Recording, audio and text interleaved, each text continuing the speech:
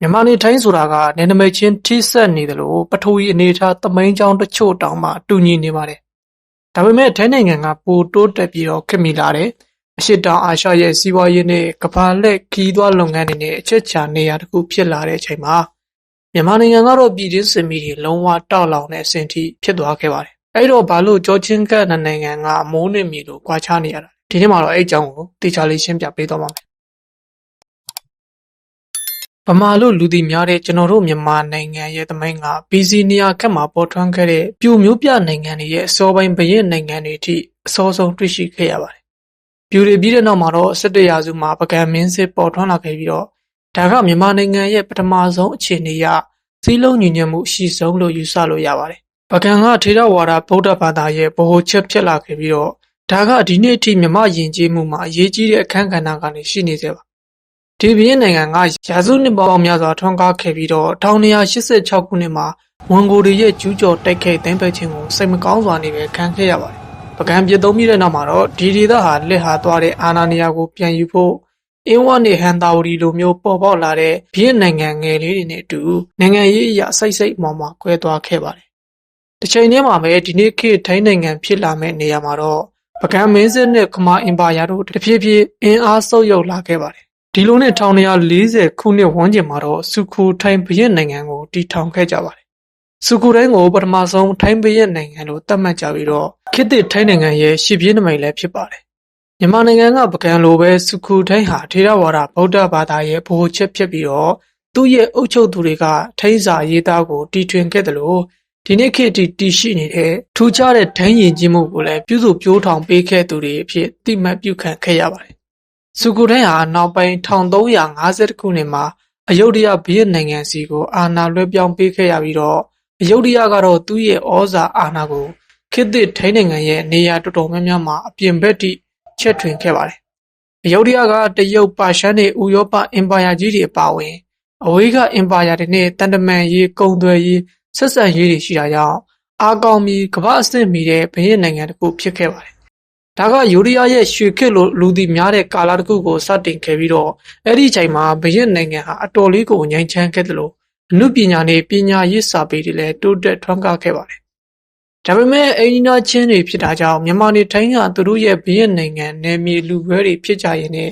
ပဋိပက္ခတွေကျူးကျော်မှုတွေကိုကြုံတွေ့ခဲ့ရပါတယ်။ဒါကြောင့်မြန်မာနေထိုင်းနယ်စပ်တွေကရာစုနှစ်တွေတခြားအမျိုးမျိုးရွှေ့ပြောင်းလဲခဲ့ကြတာမျိုးပါအယုဒ္ဓယဘုရင်နိုင်ငံနဲ့မြန်မာဘုရင်နိုင်ငံတွေအထူးသဖြင့်တောင်ငူမင်းဆက်ကြားကအားပြိုင်ဆိုင်မှုတွေကြောင့်16ရာစုနဲ့18ရာစုတခြားမှာ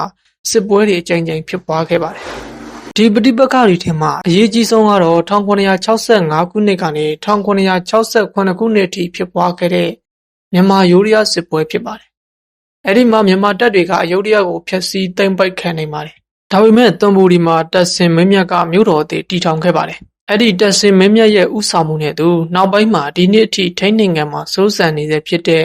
ချက်ကလီမင်းဆက်ကိုတီထောင်ခဲ့တဲ့ပထမမြောက်ယာမာမင်းကြီးတို့ရဲ့လက်ထက်မှာတော့မြန်ဆန်ပဲပြန်လည်စုစည်းနိုင်ခဲ့ပါတယ်။ထိုင်းနိုင်ငံကချက်ကလီမင်းဆက်လက်ထက်မှာအာဏာကိုခိုင်မာတည်တတ်အောင်လုပ်နေချိန်မှာ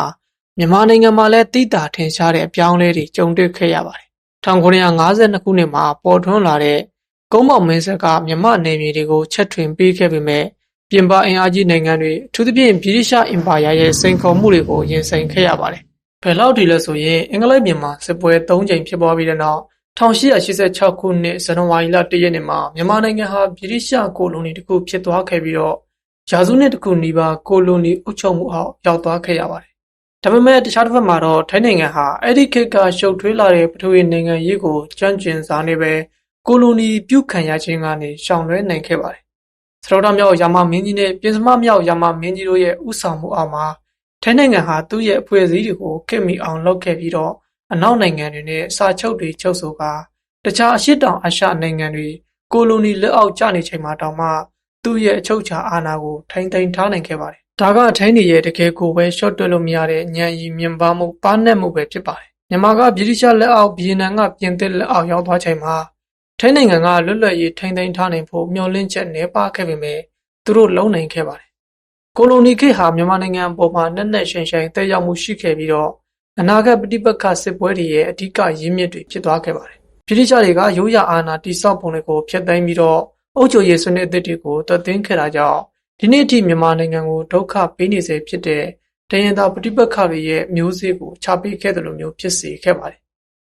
1948ခုနှစ်မှာလွတ်လပ်ရေးရပြီးတဲ့နောက်မြန်မာနိုင်ငံဟာပြည်တွင်းအကွဲကြောင်းတွေနဲ့ရုန်းကန်ခဲ့ရပြီးတော့နောက်ဆုံးမှာ1962ခုနှစ်စစ်တပ်အုပ်ချုပ်မှုအောက်ရောက်သွားတဲ့ချိန်မှာတော့ဆယ်စုနှစ်ပေါင်းများစွာအာဏာရှင်စနစ်နဲ့ပြည်တွင်းစစ်မီတွေအတွက်လမ်းစာပွင့်သွားခဲ့ပါတယ်။ထိုင်းနိုင်ငံရဲ့အခြေအနေတွေကတော့မတူညီခဲ့ပါဘူး။သူတို့က1900ပြည်လွန်နှစ်တွေမှာစီမင်းခံဘီရင်စနစ်ကိုတဖြည်းဖြည်းချင်းကူးပြောင်းနိုင်ခဲ့ပါတယ်။ထိုင်းနိုင်ငံမှာလည်းအာဏာသိမ်းမှုတွေနဲ့စစ်တပ်အုပ်ချုပ်တဲ့ကာလတွေအပါအဝင်သူ့ရဲ့နိုင်ငံရေးမတည်ငြိမ်မှုတွေကိုကြုံတွေ့ခဲ့ရပေမဲ့ရေပုံရအဖြစ်တော့ခေတ်မီတဲ့နိုင်ငံတစ်ခုဖြစ်ဖွံ့ဖြိုးတိုးတက်လာစေဖို့တည်ငြိမ်မှုနဲ့အစမပြတ်ဆက်ခံမှုတွေကိုထိန်းသိမ်းထားနိုင်ခဲ့ပါတယ်။ထိုင်းနဲ့မြန်မာရဲ့သမိုင်းကြောင်းတွေကအပြန်အလှန်ဆက်ဆက်နေပေမဲ့ပြည်တွင်းဖြစ်ပျက်မှုတွေနဲ့ပြင်ပလွှမ်းမိုးမှုတွေပေါင်းစပ်လာမှုကြောင့်တိတိတတ်တာကွဲထွက်သွားခဲ့ပါတယ်။ဒီသမိုင်းဝင်အခြေအနေတွေကြောင့်ပဲထိုင်းနိုင်ငံကခေတ်မီရေးနဲ့နိုင်ငံတကာပူးပေါင်းဆောင်ရွက်ရေးစီဦးတည်သွားနေချိန်မှာကျွန်တော်တို့နိုင်ငံကတော့ကိုလိုနီစနစ်ရဲ့အမွေဆိုးတွေနဲ့ပြည်တွင်းပဋိပက္ခတွေကိုရုန်းကန်နေရတဲ့လက်ရှိခေတ်ရဲ့ကွဲပြားခြားနားတဲ့အခြေအနေတွေကိုဖြစ်ပေါ်စေခဲ့ပါတယ်။ဒီနေ့ကမှမြန်မာနဲ့ထိုင်းကလုံးဝကိုမတူညီတော့ပါဘူး။ထိုင်းနိုင်ငံကဒေသတွင်းစီးပွားရေးအင်အားကြီးနိုင်ငံနဲ့လူကြိတ်များတဲ့ကမ္ဘာလေခီးသွားအပန်းဖြေရာနေရာဖြစ်ပေါ်ထွက်လာနေချိန်မှာတော့မြန်မာနိုင်ငံမှာတော့ဆယ်စုနှစ်ပေါင်းများစွာစစ်အုပ်ချုပ်ရေးပြည်တွင်းပဋိပက္ခနိုင်ငံတကာရဲ့ပြစ်ပယ်ထားမှုလက်လူရှုထားမှုတွေနဲ့အတူရုန်းကန်ခဲ့ရပြီးတော့ဒီနေ့မှာစိုးဝါးတဲ့ပြည်တွင်းစစ်အဆင့်ကိုရောက်ရှိနေပါပြီ။ဒါကထိုင်းနိုင်ငံကကြီးပဲအပြစ်ကင်းစင်နေတယ်လို့မဆိုလိုပေမဲ့ဒီနေ့ခေတ်မှာနှစ်နိုင်ငံကြားကွာဟချက်ကတော့တိတိတတ်တာကြီးကိုပိုကြီးမားလာနေတာပါ။မြန်မာနိုင်ငံမှာလက်ရှိဖြစ်ပွားနေတဲ့နိုင်ငံရေးပဋိပက္ခတွေရဲ့အဓိကဇစ်မြစ်ကိုကြည့်မယ်ဆိုရင်သူ့ရဲ့ကိုလိုနီသမိုင်းနဲ့လွတ်လပ်ရေးရပြီးနောက်ရုန်းကန်ရမှုတွေအစီကိုသွားကြည့်ရင်သိနိုင်ပါတယ်။အတိအကျပြောရရင်1948ခုနှစ်မှာဗြိတိရှအုပ်ချုပ်မှုအောက်ကနေလွတ်လပ်ရေးရပြီးတဲ့နောက်မြန်မာနိုင်ငံကတည်ငြိမ်ပြီးစည်းလုံးညီညွတ်တဲ့နိုင်ငံတစ်ခုအဖြစ်ထူထောင်ဖို့ချစ်ချင်းပဲစိန်ခေါ်မှုတွေနဲ့ရင်ဆိုင်ခဲ့ရပါတယ်။နိုင်ငံဟာတရင်သားလူမျိုးစုအများအများနဲ့ကွဲပြားနေစေဖြစ်ပြီးတော့ကိုယ်ပိုင်အုပ်ချုပ်ခွင့်ဒါမှမဟုတ်အပြည့်အဝလွတ်လပ်ရေးကိုတောင်းဆိုနေကြတာပါ။ဒီလိုခွဲခြားမှုတွေကဗြိတိရှတွေရဲ့ခွဲခြားအုပ်ချုပ်ရေးစနစ်နဲ့ပေါင်းစပ်သွားတဲ့အခါမှာတော့နိုင်ငံကိုဆယ်စုနှစ်ပေါင်းများစွာဒုက္ခပေးခဲ့တဲ့ကျေပြန့်တဲ့တန်ရင်သားလက်နက်ကိုင်ပဋိပက္ခတွေကိုဖြစ်စေခဲ့ပါတယ်။ချင်းတွေက1962ခုနှစ်မှာပိုဆိုးသွားခဲ့ပြီးတော့ဗိုလ်ချုပ်နေဝင်းကစစ်အာဏာသိမ်းကနိုင်ငံကိုရာစုနှစ်တဝက်နီးပါးလောက်ဖိနှိပ်ချုပ်ချယ်ပြီးတော့အုပ်ချုပ်တဲ့အစိုးရကိုတည်ထောင်ခဲ့ပါတယ်။တပ်မတော်လို့ခေါ်တဲ့စစ်တပ်ကကျွန်တော်တို့နိုင်ငံကိုကမ္ဘာစီးပွားရေးကနေအထီးကျန်စေမဲ့ဆိုရှယ်လစ်စီးပွားရေးစနစ်ကိုကျင့်သုံးခဲ့ပြီးတော့ကျေပြန့်တဲ့ဆင်းရဲမွဲတေမှုတွေနဲ့ဖွံ့ဖြိုးမှုနောက်ကျခြင်းတွေကိုဖြစ်ပေါ်စေခဲ့ပါတယ်။စစ်အစိုးရဟာနိုင်ငံရေးသဘောထားကွဲလွဲမှုတွေကိုလည်းနှိပ်ကွက်ခဲ့ပြီးတော့ထို့သဖြင့်1988ခုနှစ်ဒီမိုကရေစီအရေးတော်ပုံကြီးကိုစစ်တပ်ကရရစစ်စစ်ဖြိုခွင်းခဲ့တာမျိုးတွေလုပ်ခဲ့ပါတယ်။စစ်အစိုးရကနိုင်ငံကိုနှစ်90လောက်အုပ်ချုပ်ခဲ့ပေမဲ့2011ခုနှစ်မှာအတိုက်အခံနိုင်ငံရေးခေါင်းဆောင်ဒေါ်အောင်ဆန်းစုကြည်ကထောင်ကနေလွတ်မြောက်လာပြီးတော့အယက်သားဆိုရအတွက်ရွေးကောက်ပွဲကျင်းပတဲ့အချိန်မှာမြန်မာနိုင်ငံဟာခေတ်မီရေးလမ်းကြောင်းပေါ်ရောက်လို့နေပါသည်ဖြစ်ခဲ့ပါတယ်။ဒါပေမဲ့စစ်တပ်ကအဲ့ဒီချိန်မှာအာဏာကိုအပြည့်အဝလက်မလွတ်ခဲ့ပါဘူး။စစ်တပ်ကသူတို့ရေးဆွဲခဲ့တဲ့2008ဖွဲ့စည်းပုံအခြေခံဥပဒေအရတပ်မတော်ဟာအဓိကဝန်ကြီးဌာနတွေအပေါ်မှာတိတာထင်ရှားတဲ့လွှမ်းမိုးမှုကိုစစ်ထိန်းထားနိုင်ခဲ့ပြီးတော့မဲရလက်တွေဘယ်လိုပဲဖြစ်ဖြစ်လွှတ်တော်နေရာတွေရဲ့25%ကိုရယူထားခဲ့ပါတယ်။ဒီလိုထိလွယ်ရှလွယ်မျှခြေက2021ခုနှစ်ဖေဖော်ဝါရီလမှာတော့စစ်တပ်ကမဲမတမာမှုရှိတယ်လို့အကြောင်းပြပြီးတော့နောက်ထပ်အာဏာသိမ်းမှုတစ်ခုကိုလှုပ်လိုက်တဲ့အချိန်မှာတော့အရာရာအလုံးပြိုလဲသွားခဲ့ရပါတယ်။ဒီအာဏာသိမ်းမှုတွေကြောင့်ကျေပြန့်တဲ့ဆန္ဒပြပွဲတွေနဲ့စစ်တပ်ရဲ့ရစ်ဆက်တဲ့ဖြိုခွင်းမှုတွေဖြစ်ပေါ်ခဲ့ပြီးတော့ဒီနေ့ထိနိုင်ငံကိုပျက်စီးစေဆဲဖြစ်တဲ့ပြည်တွင်းစစ်စီဦးတည်သွားခဲ့ပါတယ်။တစ်ဖက်မှာတော့ရန်ကုန်နဲ့မန္တလေးလိုအကြီးဆုံးမြို့ကြီးတွေပါဝင်နိုင်ငံရဲ့နေရာတော်တော်များများကိုထိန်းချုပ်ထားတဲ့စစ်တပ်နဲ့သူ့ရဲ့မဟာမိတ်တွေရှိနေပြီးတော့တခြားတစ်ဖက်မှာတော့အာဏာသိမ်းပြီးနောက်ပယ်ရှားခံခဲ့ရတဲ့နိုင်ငံရေးသမားဟောင်းတွေနဲ့ဖွဲ့စည်းထားတဲ့မြို့သားညီညာရေးဆိုရ NUG ရှိနေပါတယ်။လက်ရှိချိန်မှာဆိုရင်မြန်မာနိုင်ငံမှာလူပေါင်း8000ဝန်းကျင်လောက်တည်ဆုံးခဲ့ရတဲ့တကြွတဲ့စစ်ပွဲစုံတစ်ခုဖြစ်နေပြီးတော့အမေရိကန်နိုင်ငံခြားရေးဝန်ကြီးဌာနကတော့ level ဖို့အဆင့်သတ်မှတ်ပြီးတော့လုံးဝမသွားရောက်ဖို့သတိပေးချက်ထုတ်ပြန်ထားပါတယ်။ဒါပေမဲ့ထိုင်းနိုင်ငံကိုသွားမယ်ဆိုရင်တော့ဒါကတော်တော်လေးကိုလွယ်ကူပါတယ်။ထိုင်းနိုင်ငံရဲ့လမ်းကြောင်းတွေကစိန်ခေါ်မှုတွေရှိခဲ့ပေမဲ့မြန်မာနိုင်ငံနဲ့တော့လုံးဝကွဲပြားပါတယ် မြန်မာနဲ့မတူဘဲထိုင်းကကိုလိုနီပြုခံခြင်းကနေရှောင်လွဲနိုင်ခဲ့တာကြောင့်သူ့ရဲ့နိုင်ငံရေးဖွဲ့စည်းမှုတွေမှာတည်ငြိမ်မှုအတိုင်းအတာတစ်ခုကိုထိန်းသိမ်းထားနိုင်ခဲ့ပါတယ်။1982ခုနှစ်မှာတည်ထောင်ခဲ့တဲ့ချက်ကရီမင်းစစ်ဟာထိန်းလူမျိုးတွေအတွက်စည်းလုံးညီညွတ်မှုရဲ့သင်္ကေတဖြစ်တာဝန်ထမ်းဆောင်ရင်းနဲ့နိုင်ငံတွင်းတည်ငြိမ်မှုကိုထိန်းသိမ်းရမှာဗဟိုချက်ကနေပါဝင်ခဲ့ပါတယ်။ဒီလိုအဆက်မပြတ်လှုပ်ဆောင်မှုတွေကပဲ1800ဝန်းကျင်နဲ့1900ပြည်လွန်နှစ်တွေမှာခေတ်မီရေးကြိုးပမ်းမှုတွေတဲ့အခြေခံအုတ်မြစ်ဖြစ်စေခဲ့တာပါအစကပြောခဲ့သလိုပဲထိုင်းနိုင်ငံဟာလည်းအပြစ်ကင်းစင်နေတာမျိုးတော့မဟုတ်ပါဘူးဆယ်စုနှစ်တွေတခြားအာဏာသိမ်းမှုအမြောက်များနဲ့စစ်တပ်အုပ်ချုပ်တဲ့ကာလတွေပါဝင်နိုင်ငံရေးမတည်ငြိမ်မှုတွေမျိုးမျိုးကြုံတွေ့ခဲ့ရပါတယ်ဒါပေမဲ့မြန်မာနိုင်ငံနဲ့မတူတာကထိုင်းနိုင်ငံဟာသူ့ရဲ့ဘရင်စနစ်နဲ့အတူတူလှုပ်လှုပ်နေတဲ့တက်တော်စနစ်တစ်ခုကိုထိန်းသိမ်းထားနိုင်ခဲ့တာပါ